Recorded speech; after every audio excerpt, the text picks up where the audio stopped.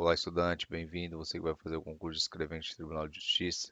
Apresento para vocês o nosso projeto Escrevente 40, onde nós trazemos simulados, né? A ideia são simulados semanais, certo ou errado, para um treino um pouco mais difícil e diferente para as próximas provas de escrevente do Tribunal de Justiça. Então vamos lá.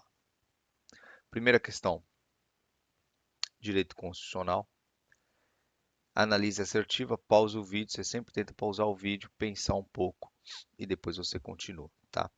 É privativo de brasileiro nato o cargo de ministro do Supremo Tribunal Federal, englobando não só de presidente da Corte, mas de qualquer um dos ministros. No caso, o gabarito da questão é correto e vamos aos fundamentos. Muitos candidatos escorregam neste tema, portanto, atenção. Todos os ministros do STF devem ser brasileiros natos. E aí vamos ao porquê, né? Aqui dentro do programa Escrevente 40, a gente sempre faz questionamentos para você ir um pouco mais a fundo e conseguir e resolver os casos concretos que eventualmente a FUDESP pode trazer da prova de escrevente. Porque todos os casos podem eventualmente virem a substituir o presidente da República. Este é o motivo. E esse realmente é o motivo, né? Se nós pegamos todos aqueles elencados do artigo 12, parágrafo 3º da CF, que nós olharemos em seguida, o motivo é que eles são sucessores do presidente da República e existem cargos que, pela notoriedade, pela necessidade de cumprimento de alguns deveres, eles precisam ser cargos privativos de brasileiros natos. Dentre eles estão os ministros. Os ministros, eles, em ordem, eles acabam sucedendo o presidente, a presidência da República, no caso de necessidade. Poderia ser questionado que o artigo 8º da CF de 88 diz que somente o presidente do STF sucederá o presidente da República. E isso é verdade. Contudo, pense bem. Como é eleito o presidente do Supremo? É escolhido um dentre os 11 ministros da Corte que irão se alternar no tempo. E, além disso, o mandato não é transitório, como no caso dos parlamentares, que, apartados do presidente do Senado e do presidente da Câmara, não precisam ser brasileiros natos. Então, aqui trago uma informação adicional para vocês. Deste modo, quase como regra, todos acabarão passando pela presidência cedo ou tarde. Portanto, o legislador constituinte optou pela necessidade de todos os membros, os ministros do STF serem brasileiros natos. Vamos ao texto, sempre importante, sobretudo para escrevente, e que pese uma passagem ou outra de um comentário para fazê-lo entender como funciona a coisa, sempre importante o texto da lei estar em mente. Então, artigo 12, parágrafo 3º da Constituição Federal. São privativos de brasileiro nato os cargos de presidente e vice da República, presidente da Câmara dos Deputados, presidente do Senado, ministro, vê lá, olha como ele fala ministro do Supremo, ele não fala presidente do Supremo. Então, vamos dar um destaque maior aqui. Carreira diplomática, oficial das Forças Armadas e ministro de Estado da Defesa. Continuando. Questões inéditas, vamos a duas questões sucessivas, você pausa e pensa. A Constituição prevê que o racismo é considerado crime insuscetível de graça. Também se afirma que o tráfico de drogas é crime imprescritível. Pense um pouco, vamos lá. O examinador cobrou nestas primeiras duas questões um tema a ser decorado. Temos que conhecer quais são os crimes inafiançáveis, prescritíveis e insuscetíveis de graça ou anistia. Essa distinção é importante. Aqui, ó, que legal, no nosso programa às vezes a gente traz também alguns comentários do próprio concurso, porque a gente tem aquela visão, né? Se nós temos ótimas coisas aí no mercado, por que não aproveitar, né? A gente nunca vai falar que é tudo feito por nós, mas a gente vamos tentar trazer o melhor para você. Então, que concurso é uma ótima fonte de buscar ótimos candidatos, a gente sempre vai dar o crédito aí a quem fez esse ótimo comentário. Então, vamos para o comentário do usuário Pedro Trovador, onde ele respondeu muito bem essa situação. Fundamentação. Constituição, artigo 5º. Vamos lá. Resumindo. Os imprescritíveis e os inafiançáveis, ou seja, não prescreve, então a qualquer tempo, depois de 30 anos, veio se constatar que existiu um determinado crime. Ele não prescreve, então ele ainda pode ser punido. Inafiançável, ou seja, você é preso, você não pode pagar uma fiança para responder em liberdade. É o ração. Ração. Você tem que lembrar do mnemônico ração e é sempre bom estar trabalhando com mnemônicos, né? Porque faz você lembrar de um conteúdo mais extenso. Ração. O racismo e ação de grupos armados contra o Estado, né? Então imagina a gravidade, né? O racismo por si só já é grave e o Estado brasileiro também decidiu colocar a ação de grupos armados como uma coisa intolerável. Então, eles são imprescritíveis e inafiançáveis, mas seriam suscetíveis de graça ou anistia. Ou seja, o presidente quer anistiar alguém do racismo ou dessa ação de grupos armados, ele, em tese, a princípio, poderia. Então, ele é imprescritível e inafiançável, mas pode vir a ter uma benesse constitucional. Agora, vamos para aqueles que são insuscetíveis de graça e anistia, indulto também, mas inafiançáveis também. Tudo bem? Então vamos para essa parte. Aí nós temos dois tipos de mnemônico que você pode escolher.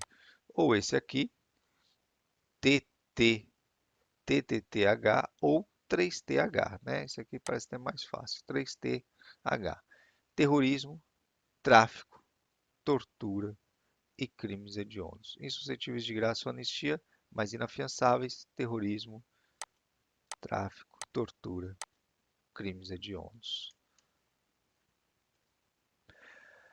Aí ele trouxe também algumas questões do CESP para ajudar a gente. É interessante isso, porque na nossa previsão de treino um pouco mais difícil, as questões do CESP dentro dos temas que nós estamos trabalhando, elas são importantes, trazem um raciocínio muito efetivo para a hora da resolução das questões da VUNESP no concurso de escrevente.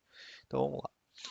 Outras cobranças. Conforme expressa a disposição constitucional, o tráfico ilícito de substâncias entorpecentes e drogas afim é considerado crime inafiançável e imprescritível. Na verdade, é insuscetível de graça ou anistia. Próxima.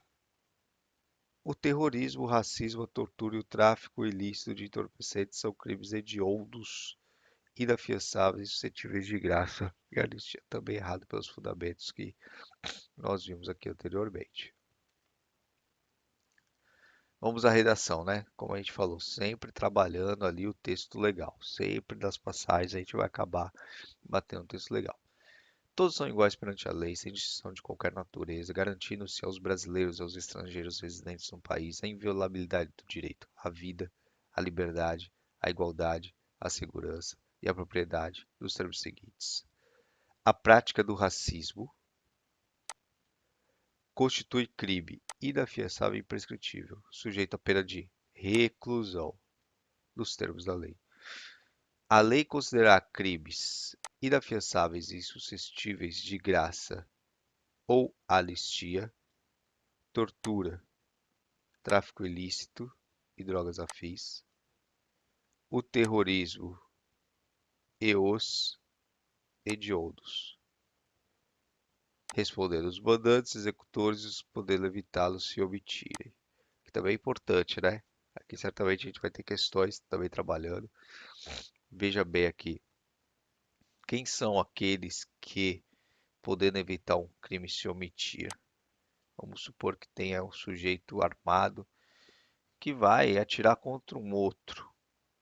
E a gente não sabe o que está acontecendo, ou até saiba que é uma vingança. Nós vamos responder por crime, no caso por um crime hediondo, se a gente não impedir aquilo, a gente tem que se jogar à frente? Não, né?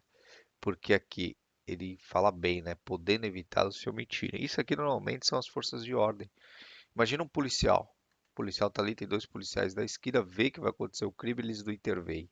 Eles têm o dever da função de intervir. Então é esse tipo de caso. Então isso aqui também é bom ter em mente. Foi importante para a gente poder dar essa passagem.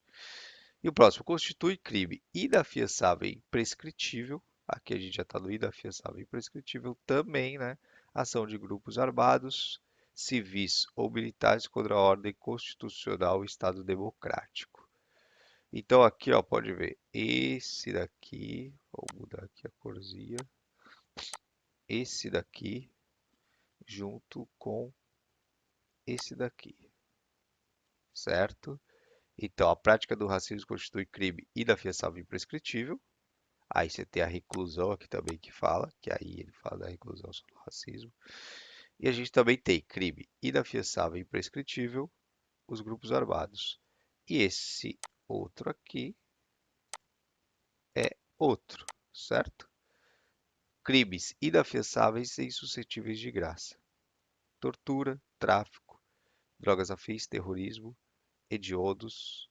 E aí respondem aquelas pessoas que nós citamos. Bora lá? Vamos continuar? Espero que esteja sendo proveitoso aí para vocês. Então agora vamos com o direito constitucional, mais uma.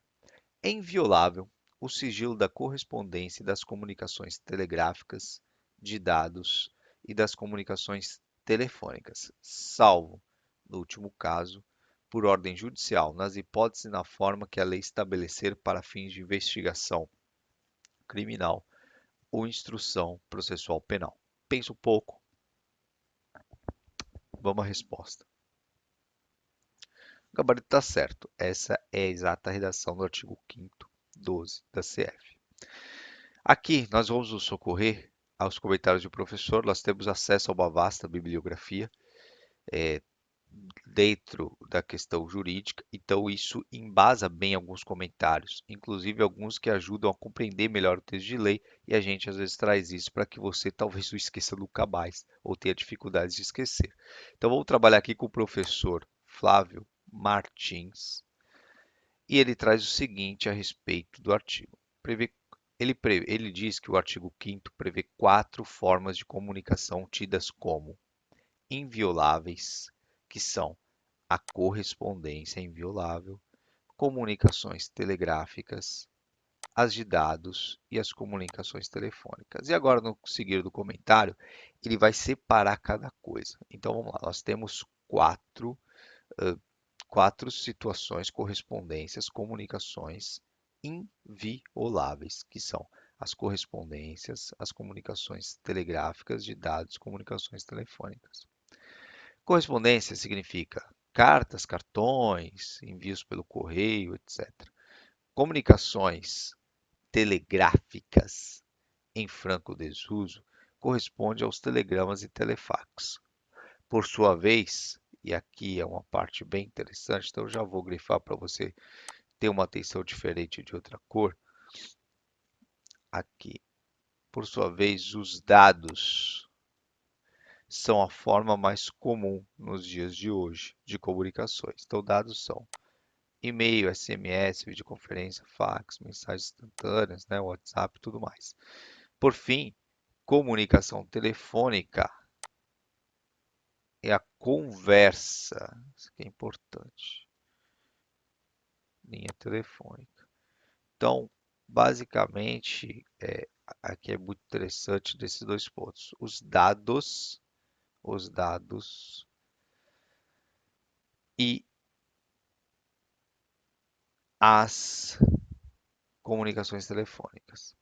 O artigo 5º, 12, depois de prever a inviolabilidade de 4 formas diferentes de comunicação, estabeleceu uma exceção, no último caso por ordem judicial. O que significa no último caso? Ele quer dizer, ou seja, ele quer dizer tudo isso daqui é por ordem judicial, o que pode ser quebrado, o que não pode. Então, prevaleceu o entendimento que no último caso se refere somente aos dados e comunicações telefônicas. Então, o que prevalece? Só aqui, ó, os dados e comunicação telefônica, que é o tal do último caso que o artigo 5º, 12 cita. Vamos continuar entendendo melhor. Bora.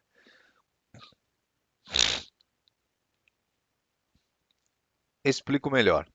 Se o constituinte quisesse que o último caso fosse apenas as comunicações telefônicas, teria usado três vírgulas na frase. Desta forma, aí ele diz como ficaria, né? É inviolável o sigilo da correspondência, das comunicações telegráficas, de dados e das comunicações telefônicas, salvo no último caso. Todavia, a redação foi diferente. O constituinte, em vez de usar vírgulas, usou duas letras E, separando os substantivos. Dessa forma, formando-se dois blocos de comunicações. Aí vamos lá, dois blocos de comunicações nós tivemos formados aqui. Então tá.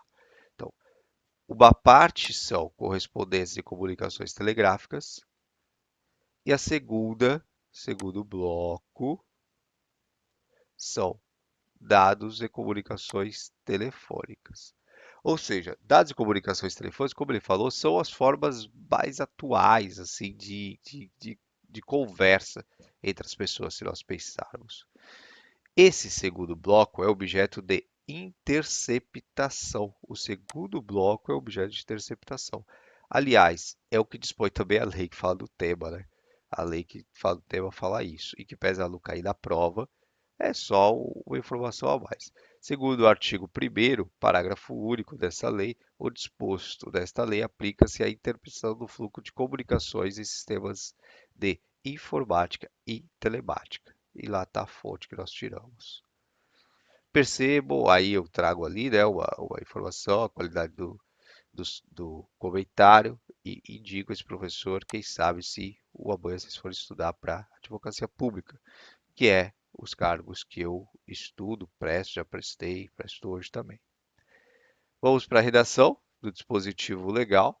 Todos são iguais perante a lei, sem distinção de qualquer natureza, garantindo-se aos brasileiros e aos estrangeiros residentes do país a inviolabilidade do direito à vida, à liberdade, à igualdade, à segurança e à propriedade, os termos seguintes.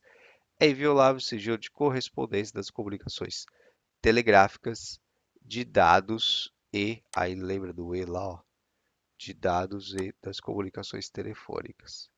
Então, aquela que é a quebra, né? Salvo no último caso, por ordem judicial, das hipóteses e da forma que a lei estabelecer para fins de. E aí eu também trago aqui esse cuidado, que é o seguinte: só pode, no último caso, a quebra ali, por ordem judicial, nas hipóteses da forma que ela estabelecer. Para fins de quê? Isso aqui que é importante. Investigação criminal, instrução processual penal. Então, inclusive caiu na última prova uma assertiva assim, 2021 caiu escrevente. Se precisar dessa quebra aqui do sigilo das correspondências, das comunicações telegráficas, de dados e comunicações telefônicas, e aí precisa de autorização judicial, tá? Para quebra de dados e das comunicações telefônicas. Ordem judicial. Mas pode, se for processo civil, não, né?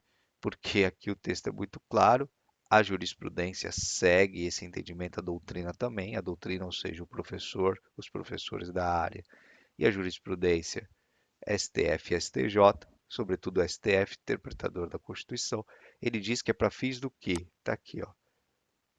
Investigação criminal ou instrução processual penal. Então está ligado ao direito penal, ao direito punitivo, ao direito de reparação social do crime, tá bom?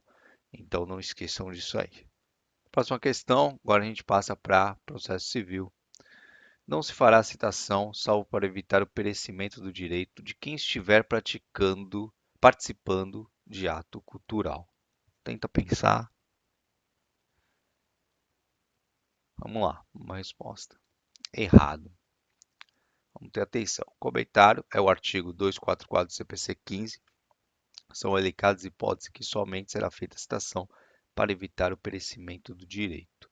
Então, a citação, bem rapidamente aqui para a nossa compreensão, é o chamamento do sujeito ao processo, né? Então, quantas vezes você tem uma citação dentro do processo? Alguém propôs uma ação contra você. você vai ser citado para compor a relação jurídico-processual. Ou seja, é necessária a citação para chamar o sujeito para dentro do processo.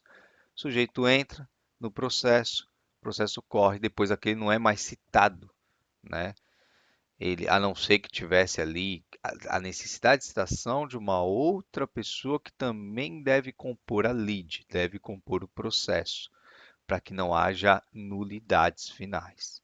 Mas, em regra, duas pessoas, uma processa a outra, existe o demandante que entra com a ação e depois existe aquele que é citado para compor a relação jurídico-processual.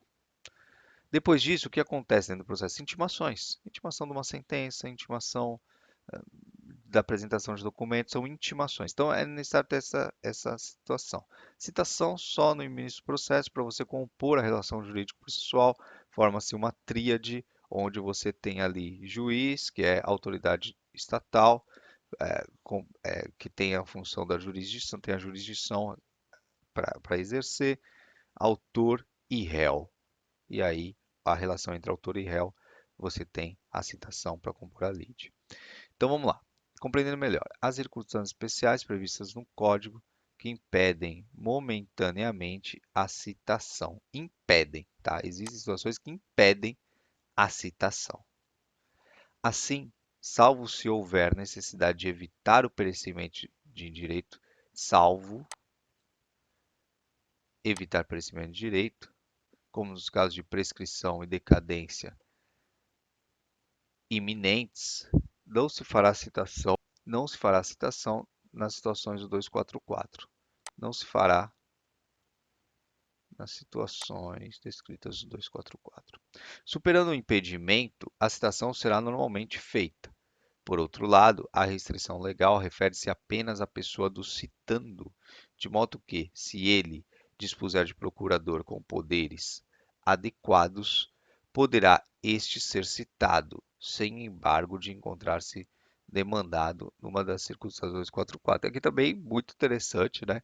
Imagina uma questão que fale que uma pessoa ela estava em determinado ato, ou seja, vamos supor que o estado de vida dela é grave, então enquanto for grave o estado de vida dela, está lá na UTI, ela não pode ser citada. Mas vamos supor que ela tenha, ela já sabia ali de uma dificuldade de saúde e tenha dado uma procuração a alguém para representar ela em tudo quanto é ato, aquelas procurações bem amplas, públicas e bem amplas. Pode citar o procurador? Pode. Você vai lá e faz citação para o procurador dessa pessoa, tá?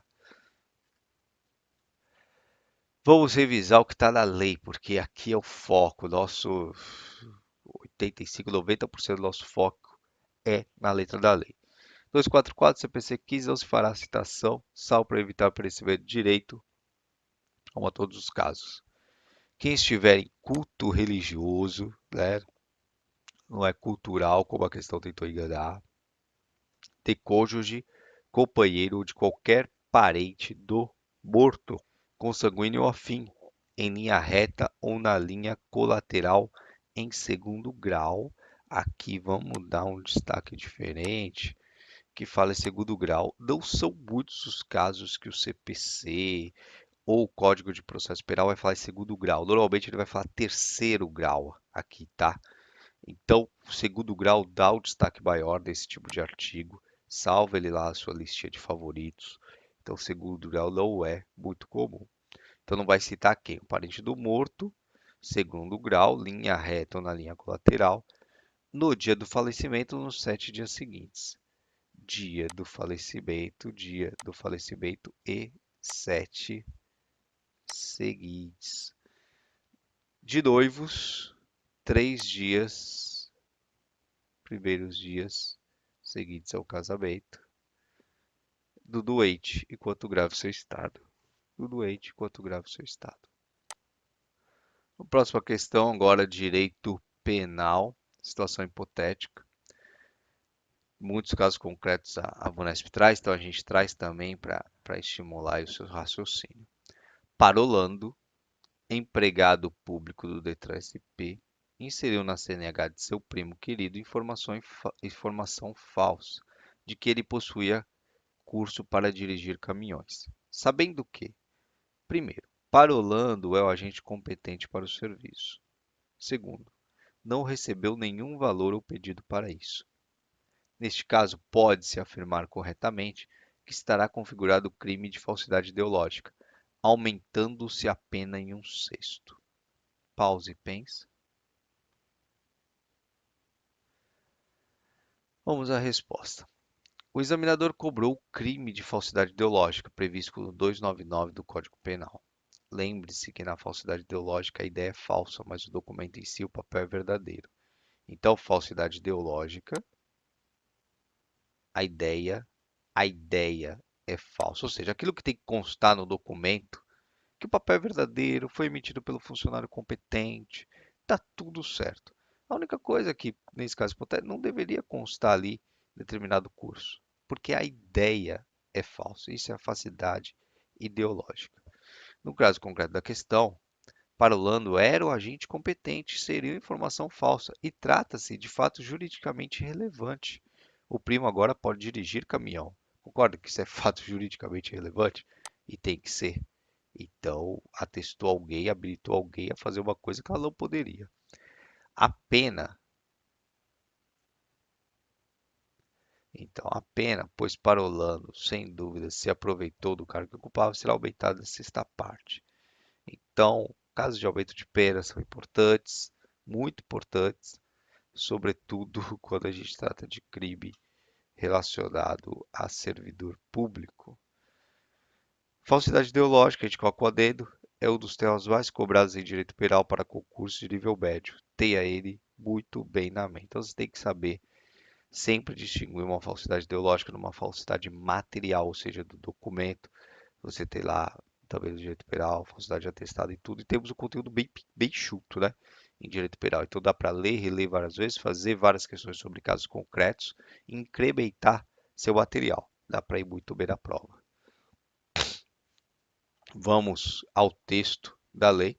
Falsidade ideológica. Omitir em documento público ou particular declaração dele devia constar ou nele inserir ou fazer inserir declaração falsa ou diversa da que devia ser escrita, com o fim de prejudicar, qual a finalidade? Prejudicar direito, criar obrigação ou alterar a verdade sobre fato juridicamente relevante. Pena, reclusão de 1 a 5 anos e multa se o documento é público e reclusão de 3 e multa de 500 mil réis a 5 contos se o documento é particular. Se o agente é funcionário público e comete o crime prevalecendo-se do cargo, ou se a falsificação ou alteração é de assentamento de registro civil, aumenta-se a pena de sexta parte, tá? Então é isso, fica aqui meu muito obrigado.